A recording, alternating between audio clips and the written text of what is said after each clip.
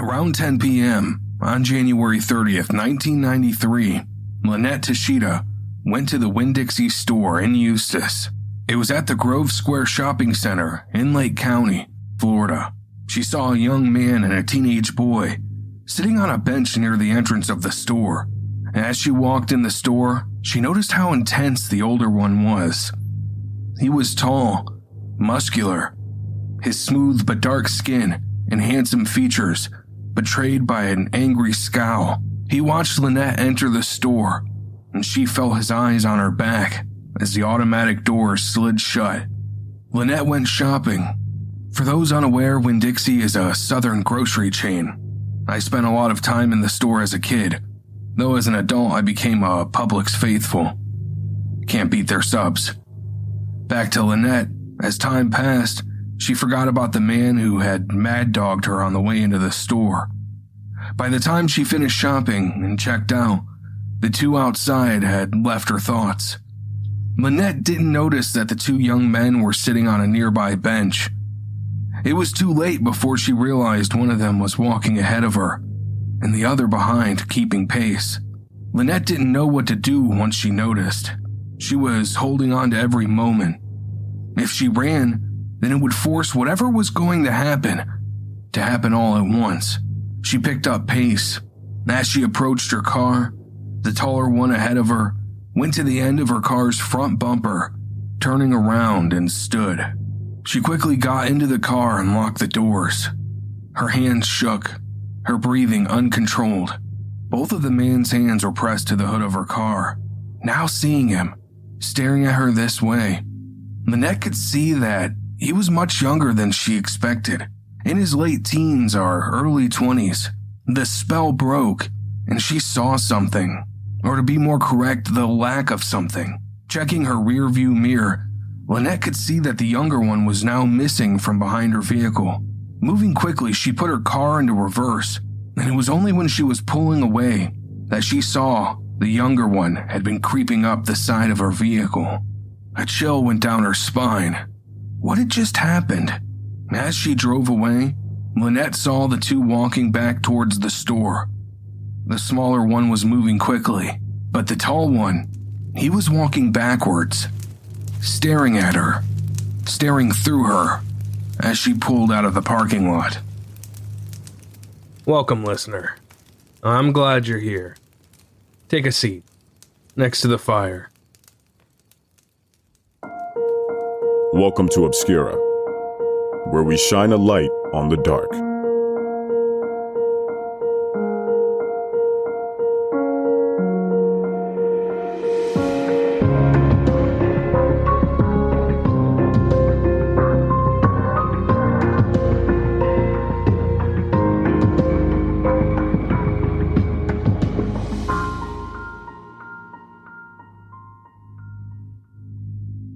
One evening in January 1993, 18-year-old Richard Henyard stayed at the home of a family friend, Luther Reed.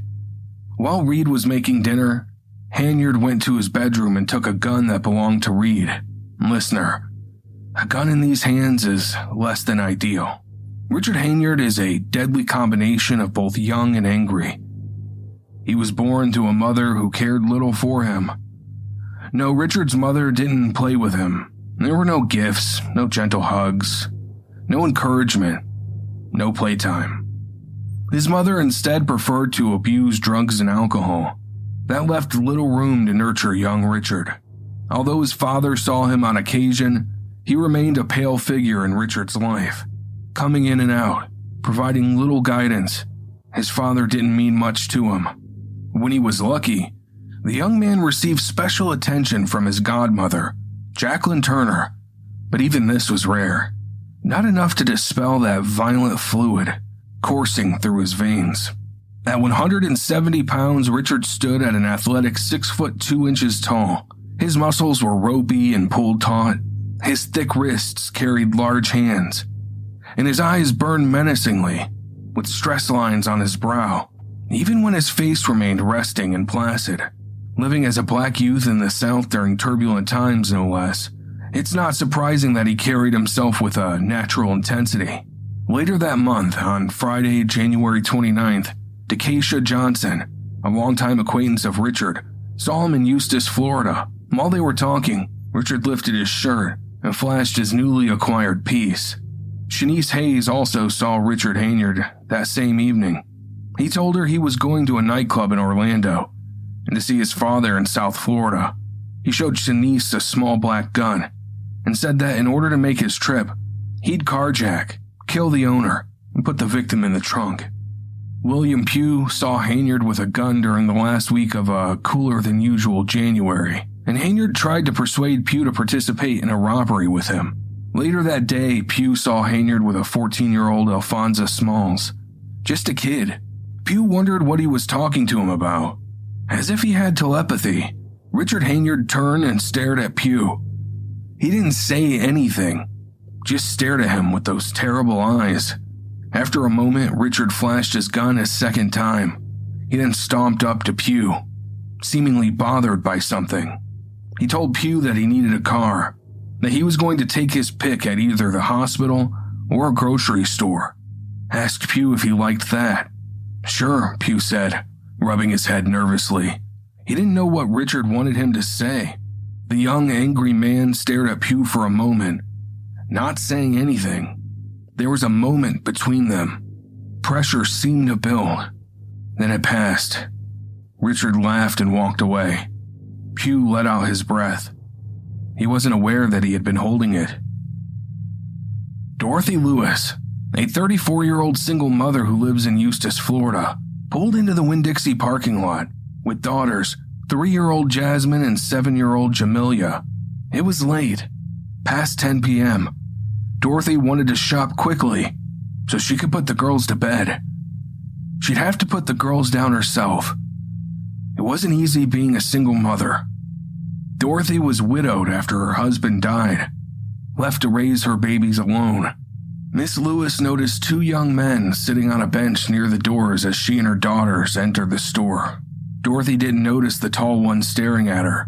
She was too busy with her kids. She started shopping. Dorothy is an active member of her local church. She's invited to a picnic that her friends are hosting to celebrate the Super Bowl.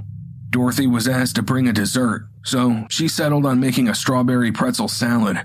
She just needed the ingredients.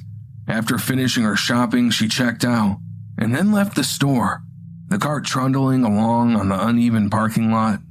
Dorothy went to her car and put her daughters in the front passenger seat.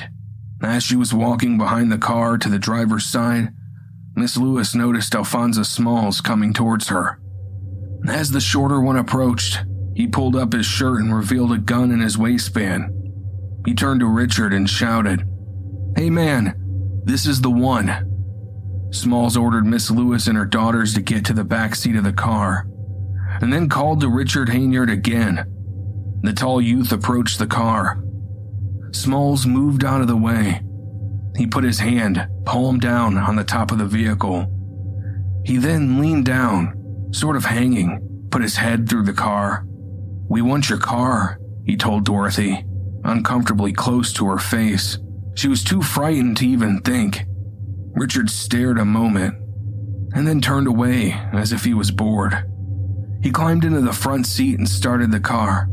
"You can have my purse," she told Richard. "I know," Richard replied. Her girls started to cry. He started driving. Smalls sat in the passenger seat giving him directions. The children were crying harder now. Smalls pounded the dash of the car with his balled fist. He turned and pointed into Dorothy's face.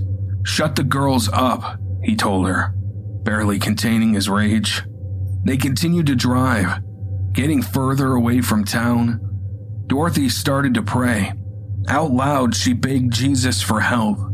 Richard Henyard perked up, as if remembering she was still there. He turned in his seat, facing her, not giving any special attention to the road. He stared at her with those burning eyes, and he said, "Lady, this ain't Jesus. This is Satan." This broke Dorothy from her praying. "Take me to an ATM," she told the detached teens. They didn't respond. "I'll pay you," she continued. Just let my kids out, and you can hold on to me." Smalls turned and told her they couldn't do that. "Pull up over there," the shorter one told Richard.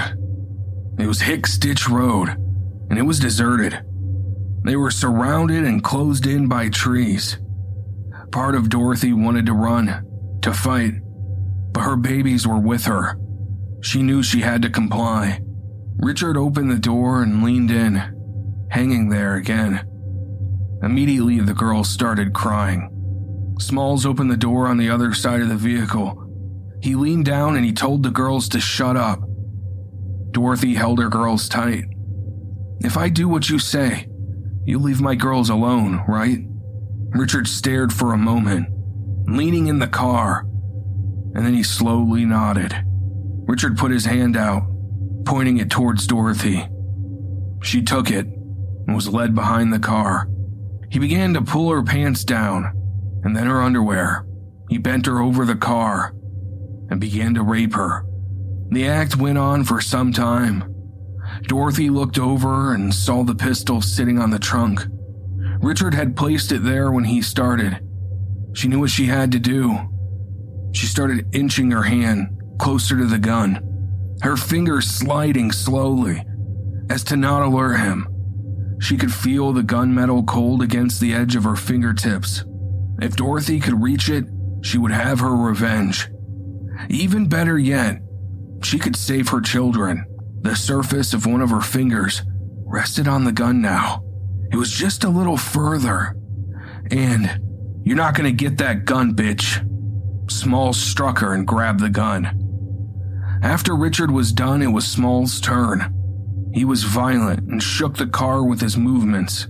Dorothy was raped again, but somehow things were so much worse this time. It was her girls, her babies. With the cars shaking, they were alerted to their mother's distress. They were now behind the rear window, and she could see them crying, screaming out, their small hands pawing the glass, leaving streaks from their tears and breath. Dorothy closed her eyes. She couldn't bear to look at them. When Smalls finished raping her, the pair were not done. They took turns sexually abusing her for over an hour, as if it was a sick and twisted science experiment. The whole time, her children beat on the glass from the inside of the car, begging for their mother. They didn't understand what was happening exactly, but they knew instinctively that their mother was in distress, hurting, despite Dorothy's attempts to stay calm for their sake. When they were done, the two teens were pulling up their pants. Richard finished first and went back to the car to look for something. Smalls told Dorothy to go sit on the edge of the road. Dorothy looked at Richard by the car and saw Smalls still fiddling with his pants. She saw pictures in her mind's eye of her being left bleeding out in a ditch while these two terrible men, these kids, drove away with her screaming children. She knew she had to act fast. Without another thought, she leapt for the gun on the ground, and her hands found purchase. She felt her hands clasp it. Smalls walked over and overpowered Dorothy, pulling the gun from her hands with ease. He was muscular, much stronger than her. Richard, seeing the small commotion, walked over and told Dorothy to go sit on the road like Smalls said. He called her a bitch. She hesitated. Richard's features grew darker. He grabbed the gun from his friend, pointed the gun at Dorothy's knee, and fired. The church-going mother of three fell to the ground. Her kids could be heard in the car, their muffled screams a low hum to the ringing in Dorothy's ears. She rolled on her back, grabbing her leg. From the standing position, Richard pointed the gun at Dorothy's head, and he pulled the trigger. His aim was off, and the bullet hit her neck. While she screamed, he placed the gun in Dorothy's mouth, hesitated for a moment, and then pulled the trigger again. He waited, one moment, then another. She still wasn't dead. Dorothy stared, her eyes begging, unable to speak through the blood pouring from her mouth. She had rolled over in a crouching position with her legs flat, and her hands flat on the road, her head and neck arched up in the air. She waits like that, frozen in position, like a morbid yoga pose, ancient and forgotten. Richard placed the gun between her eyes, hesitated, and then pulled the trigger a final time. Dorothy fell instantly, and the pleading was over. He and Smalls rolled the body off to the side of the road and got back into the car. The two drove away, the girl's hands scraping and banging on the glass. Listener, are you interested in merch? I get merch requests all the time, and so I'm announcing these specialty handcraft mugs called the Shadow and Light Mug, exclusively crafted for fans of Obscura Podcast. You'll have to check them out yourself, and I don't want to waste too much of your time. But if you want these mugs, head to our Patreon. There's a public post, and you don't have to be a member or anything, but you have to see these mugs. They look amazing. They are handcrafted and from Indiana, and they have the Obscura label branded on there. This mug looks like an old discarded thing in the best way, like something found at a crime scene. You'll have to check it out. It's sold at a great value. So if you want to see these mugs, if you want one for yourself, if you want to be a part of the Cool Kids Club, head over to patreon.com/obscura. And it's one of the first posts on there. It's open to everyone. They're called the Shadow and Light Mug. This episode is sponsored by BetterHelp. As we navigate the complex narratives of true crime, it's clear that life's stressors, both big and small, can accumulate, affecting our daily lives and mental health.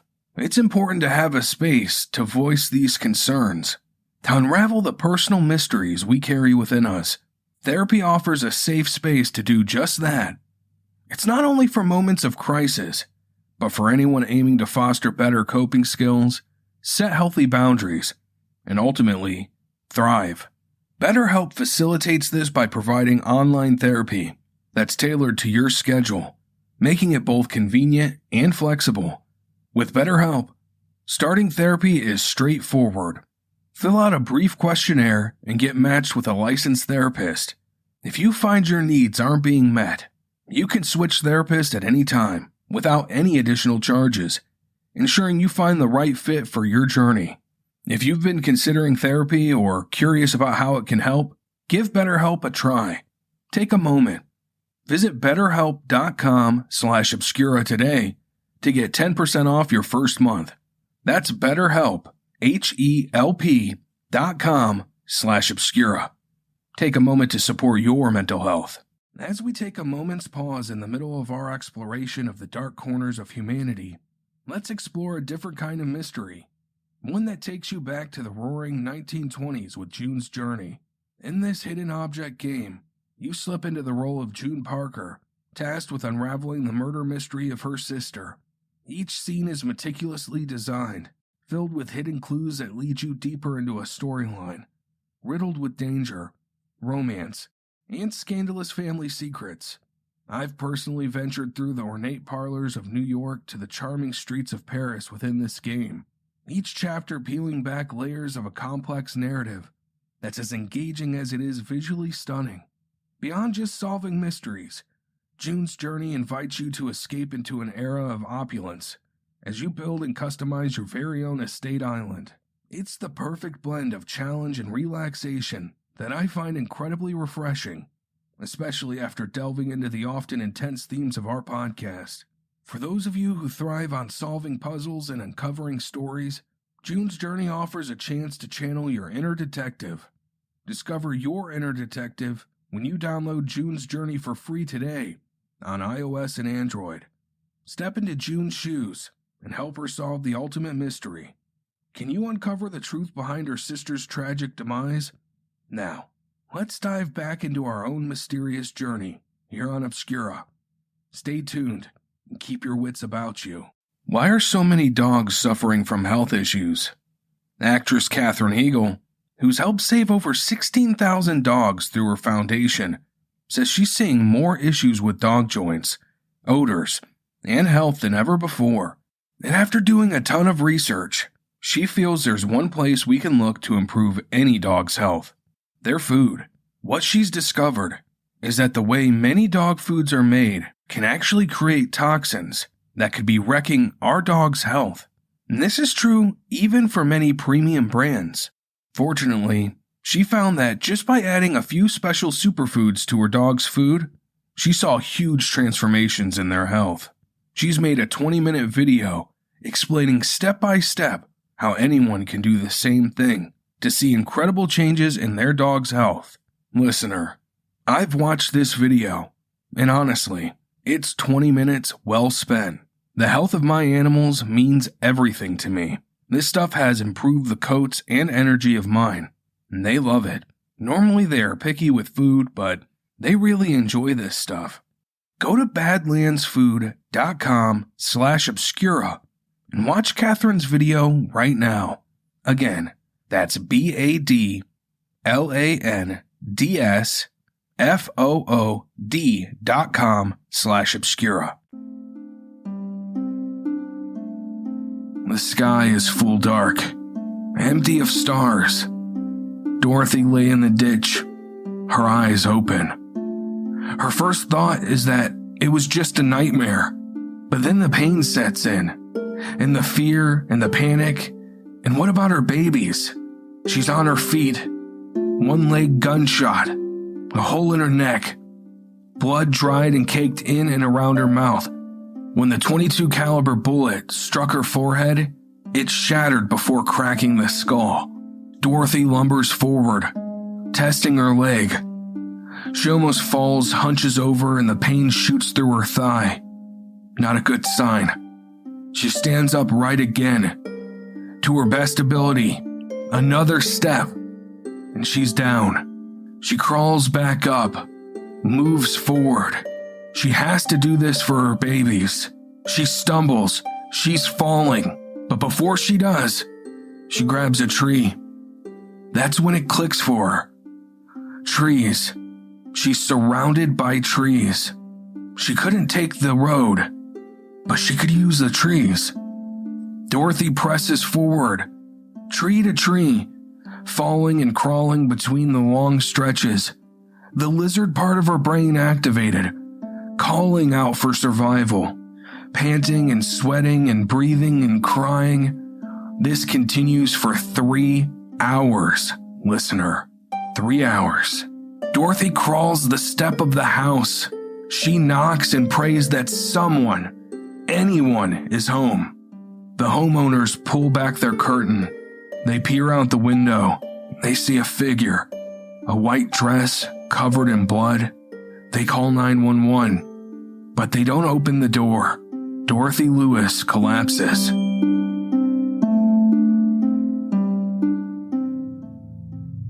As Richard and Smalls drove the Lewis girls away from the scene, where their mother had been shot and abandoned, Jasmine and Jamelia continued to cry and plead. They begged for their mother. Richard stopped the car on the side of the road. "Do you want to see your mother?" The girls nodded. He got out and opened the back door. He lifted and carried Jasmine out of the back seat, almost fatherly. Jamelia got out on her own. They walked together into a grassy area along the roadside. "Is my mama here?" asked the 7-year-old Jamelia. Smalls told her to shut up.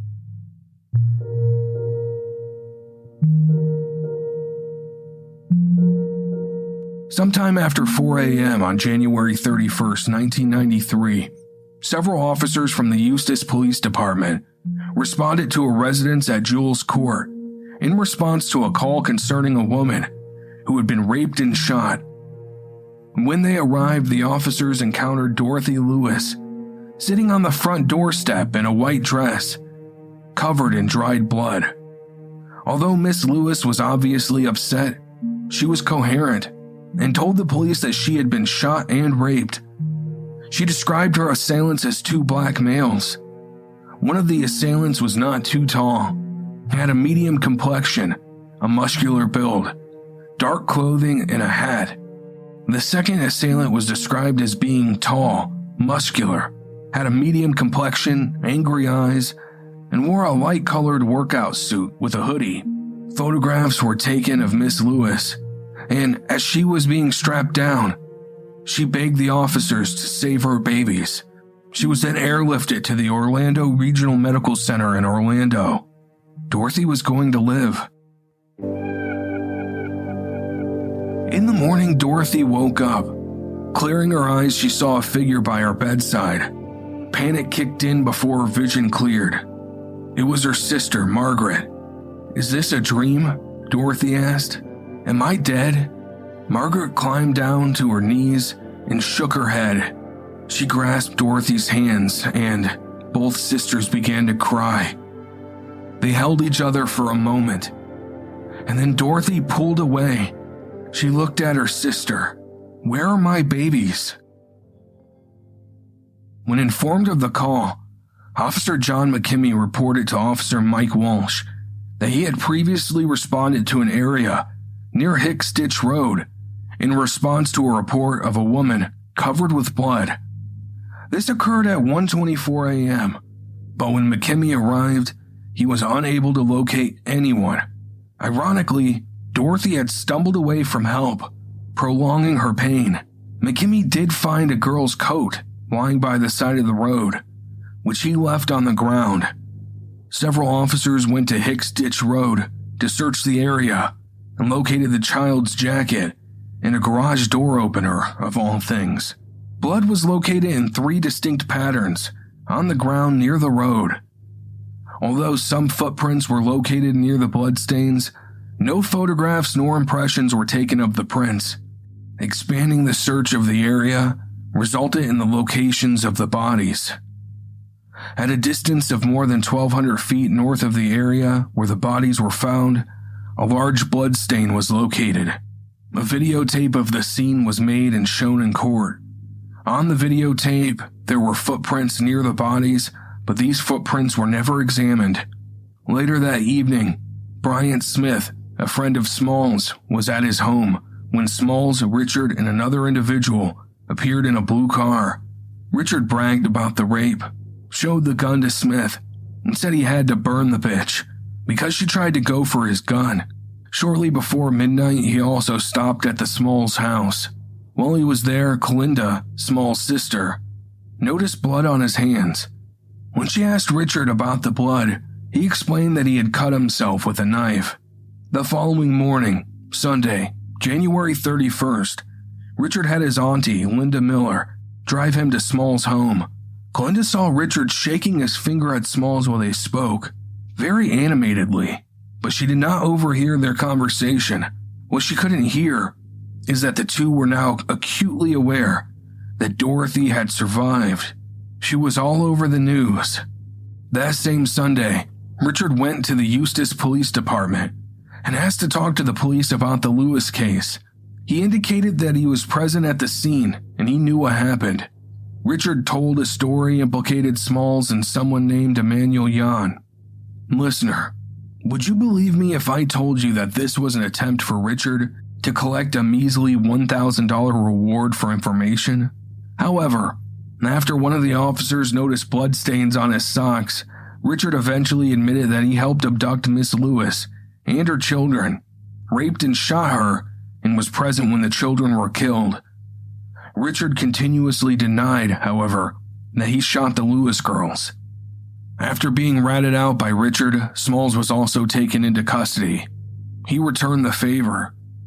The gun used to shoot Miss Lewis, Jasmine, and Jamelia was found in Smalls' bedroom.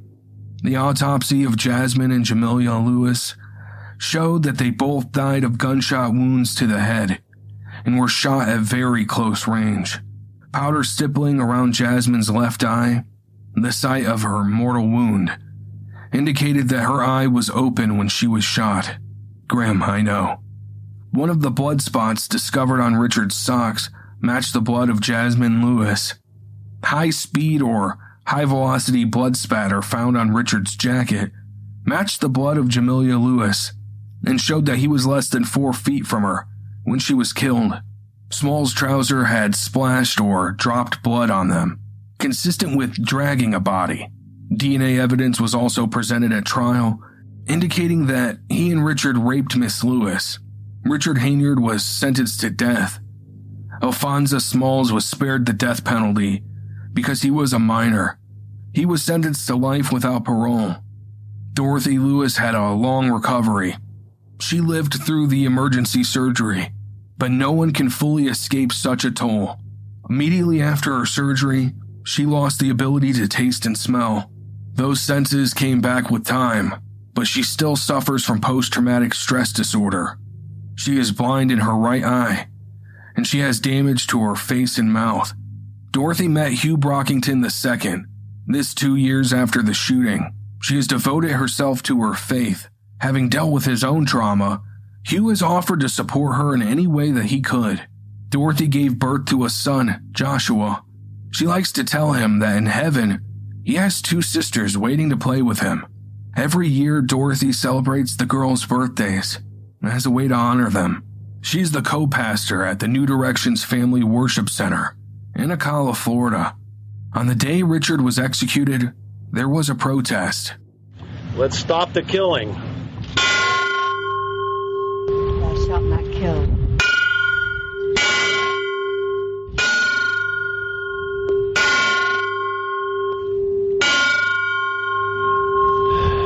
We're out here today to mark the needless killing of a human being by the state of Florida.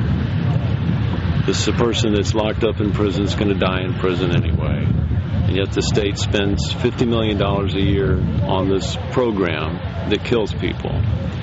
This government, or any government on the face of the earth, should not be given the power to decide who lives and who dies.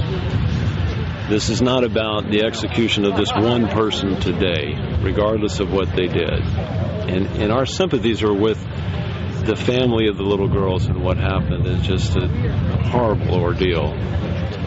What we say is, let's use these state funds to keep these things from happening to other children and other people. You know, you see that we're the only ones here, and if we hadn't come, there'd been nobody here to stand for these little girls. So here we are. We're here, standing up for them, for what's right. So, and even if you're standing alone, you should still stand for what's right. I believe that if you go out and you take a life, then same thing needs to happen to you. Same thing. The only thing I feel like they're getting off too easy nowadays because of lethal injection is I think we need to bring back old Sparky. My main thing today is those were babies. They hadn't hurt anybody. They didn't even have a chance to live in this world yet. And I'm going to say this. How do you hurt this? How do you hurt this right here? Hey, Kristen, tell them, hey, how do you hurt me? How do you hurt me? From the desk of Dorothy R. Lewis. The question that I would like Mr. Henyard to answer is, why did you kill my babies? You shot them down like they were wild animals. Why? I want to thank God for His love, His grace, and for His miraculous power that is being displayed in my life. I also want to thank all of you who have had me in your prayers. I'm sure that many of you are wondering if this day will bring some closure in my life. Well, let's define closure. Closure is defined as a feeling of finality or resolution, especially after a traumatic experience. When my daughters, Jamelia and Jasmine, were murdered about 15 years ago, that was definitely a traumatic experience for my family and me. On September 23, 2008, Richard Henyard consumed his final meal, which consisted of 2 fried chicken breasts, a turkey sausage, fried rice, chocolate chip cookies, and a can of Coke. Richard spent 15 years on death row, but he only ever had one visitor, his godmother, Jacqueline Turner, mentioned towards the start of the episode. She was scheduled to visit him on his execution day, but she never showed. The only person in his wretched life who ever showed him any kindness stood Richard up on his own execution day. Richard stated that he had no last words, and he refused to apologize. After receiving the lethal injection, it took his body 2 hours to stop fighting. I can't imagine that was pleasant.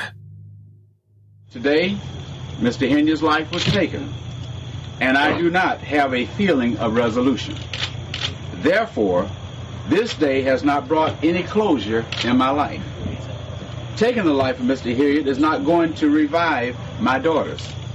I do not consider this event as a joyous occasion, and I am sorry that this execution had to take place, but Romans 6:23 clearly states, "The wages of sin is death, but the gift of God is eternal life through Jesus Christ our Lord."